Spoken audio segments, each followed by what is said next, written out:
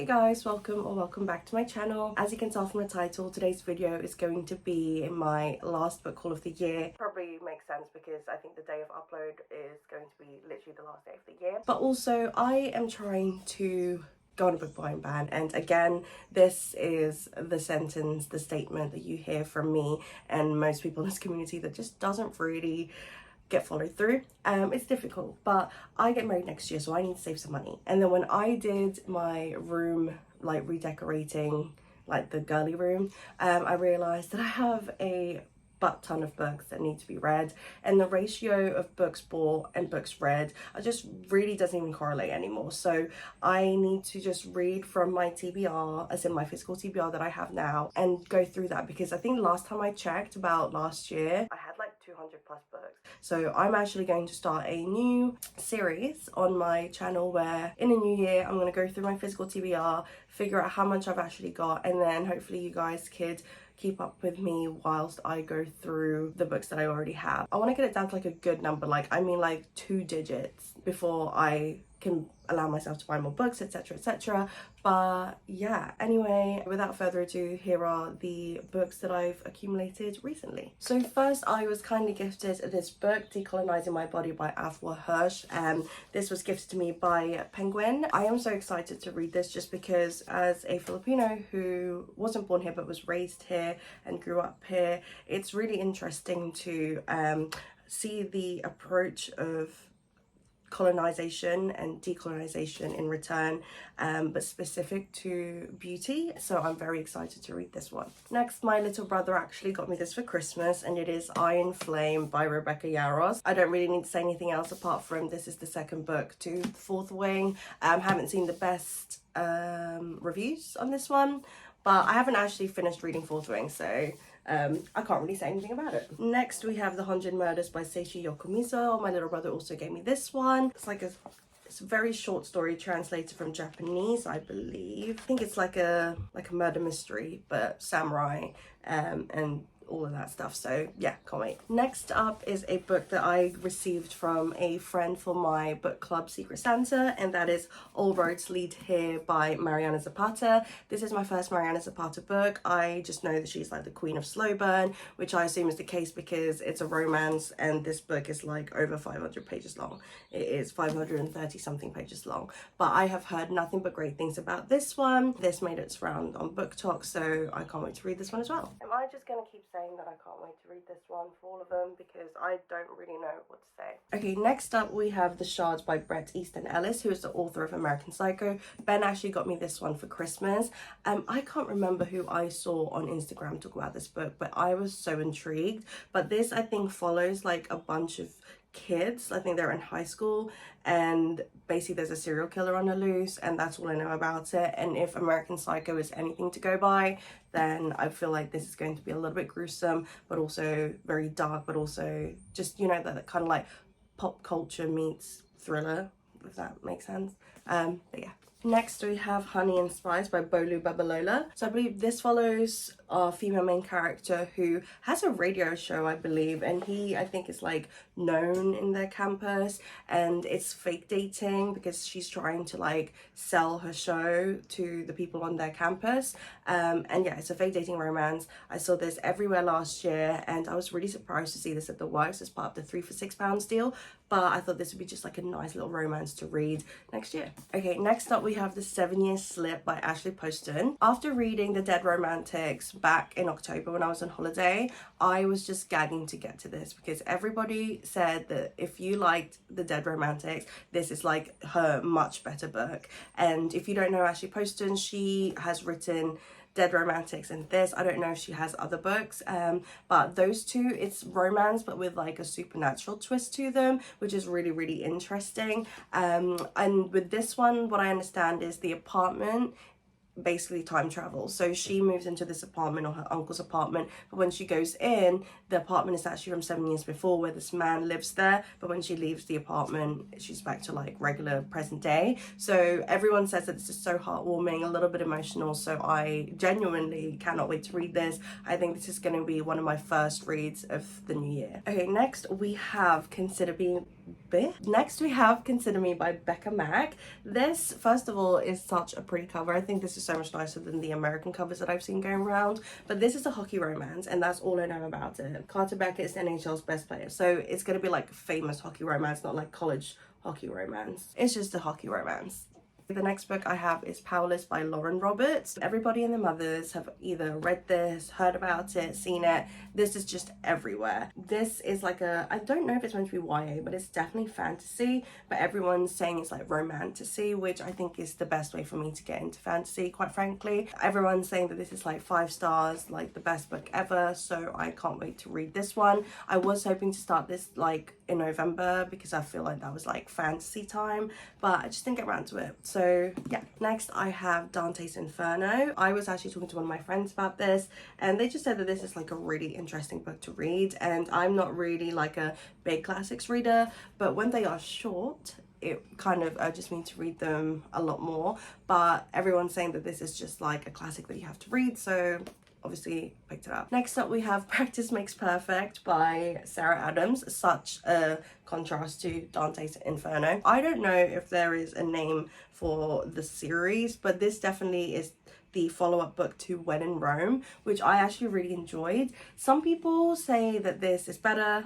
and some people have said that this like really wasn't it, which is interesting because no one seems to be just like, oh, it was okay. Everyone's like super opposite ends of the spectrum. So I am very intrigued, but I do like the idea that it's like he's a bad boy and she's just like the cute little sister of the main guy from When in Rome, and she runs her own flower shop, and she's just sweet, she's just super innocent, and I'm pretty sure he teaches her how to date or whatever, so it's fake dating, which if you guys know is one of my favorite tropes. So yeah, I can't wait. Also just a really cute cover.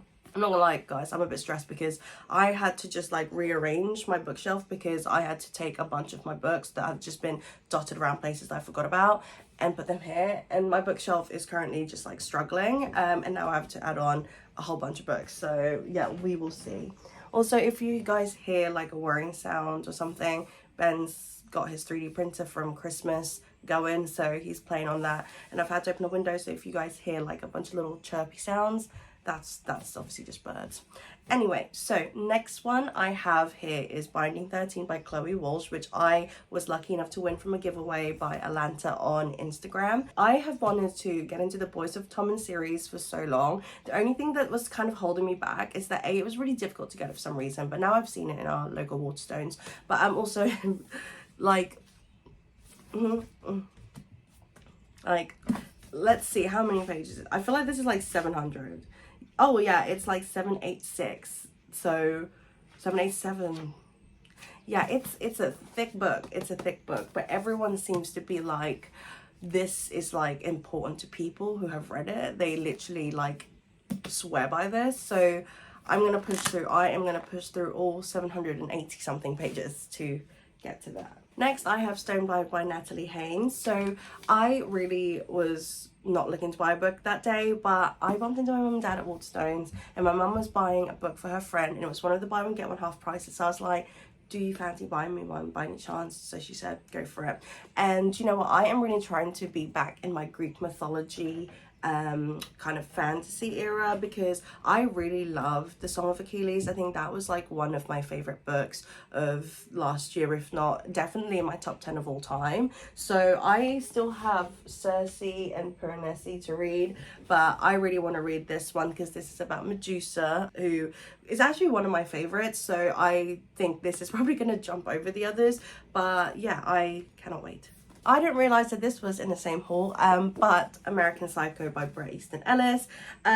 Need I say more? Everybody and their mothers probably at least know, if you haven't seen it, you at least know, oh, what is going on here, about the movie with Christian Bale. He is like this businessman, and he is just like, I don't know if he's on like Wall Street or something. Yeah, he's on Wall Street. Patrick Bateman, he's just handsome and everything, but he's a psycho. Like, spoiler alert, he's a psychopath. So yeah. Okay, next up, Don't Bully Me, because I know people love to do this, but I have Confessed by Colleen Hoover. For what it's worth, I picked this up from a charity shop, and the thing with Colleen Hoover books is that I'm not expecting literary genius from her, but what I am expecting is to be entertained, because I do find that with every book of hers that I have read, I have breezed through it. And yes, I might not really think about it much afterwards, but I enjoy them, and at the time it's like, it's the books that get me out of a slump. So I thought I would pick this up just because I found it. And this one's quite interesting. I think it like,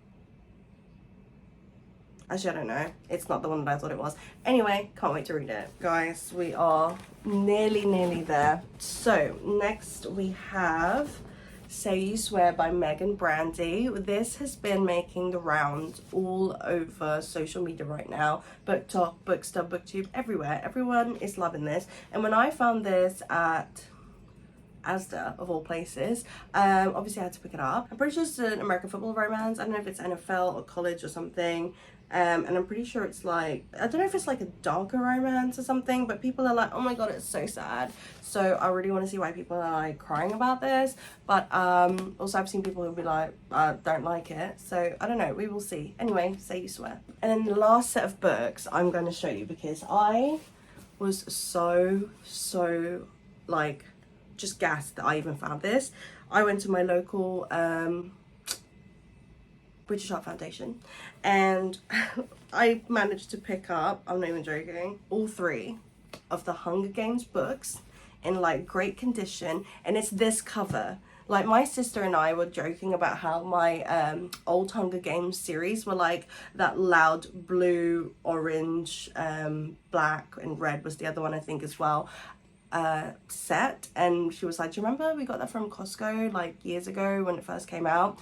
And I didn't want that, because that's like the stuff that I'm currently seeing on the shelves, and I just don't want that. I wanted this low-key one. And how have I picked up all 3 in one sitting? And each of them were £1.25. So I obviously picked it up because even if I don't reread them straight away, it's definitely like a series that I was just so obsessed with that I genuinely will keep this forever.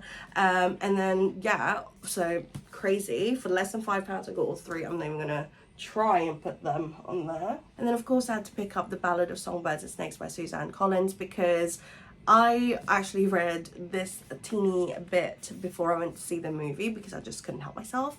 And do you know what? I am going to carry on reading this, just because it's that typical thing of, even though I haven't read the book fully yet, I know that this is going to be better than the movie. The movie was great, don't get me wrong, but it just doesn't give you enough depth and background and whatever of everything, the plot, the reasons, the characters, everything. Because already, just from reading this and then watching the movie, I was like, oh, that's not fair, they should have really talked more about this and more about that, blah blah blah.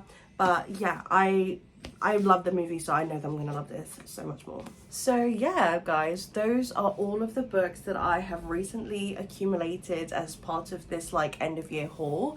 Like I said, I'm going to really try to not buy any more books, but I did get a Waterstones gift card for Christmas, so I'm gonna try and hold on to that. I really want to buy the naturals, so I think that's what I'm going to use for that one. Anyway, I hope you guys enjoyed today's video. If you did, please give it a thumbs up, and if you haven't yet, please subscribe to my channel. It will really help me out a lot. And if you've read any of these books, let me know what your thoughts were. And yeah, I hope you guys enjoyed it, and I will see you guys next time. Bye.